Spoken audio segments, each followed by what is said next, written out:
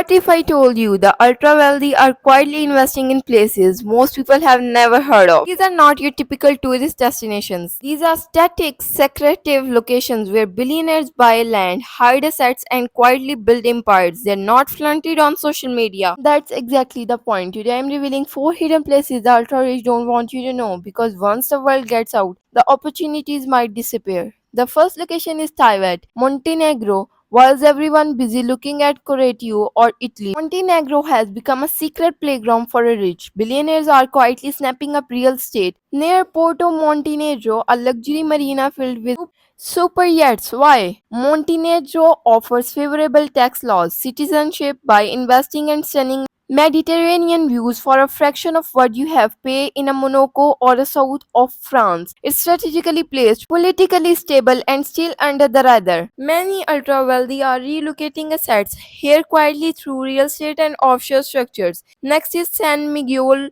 de Allende, Mexico. This colonial town has quietly attracted high net worth individuals from around the world. It's not just the art scene and the culture, it's the property laws, expect friendly environment and the ability to live luxury for much less. Gated communities, private villas and tax advantages make it a hidden gem, while others look at Tulum or Cancun. The real elite are choosing privacy, charm and value in places like this. Now let's talk about Christchurch, New Zealand. You probably heard rumors about tech billionaires buying land in a New Zealand, and they're true, especially around the South Island. Why? It's viewed as a global safe haven. Low geopolitical risk, clean environment, and an excellent location for long-term security. Properties are being bought in cash through trust and shell companies. Many of these investments are not listed publicly, which is why most people never hear about them. Finally, there's Nur Sultan. This one might surprise you. Formerly known as Astana, this city has been quietly evolving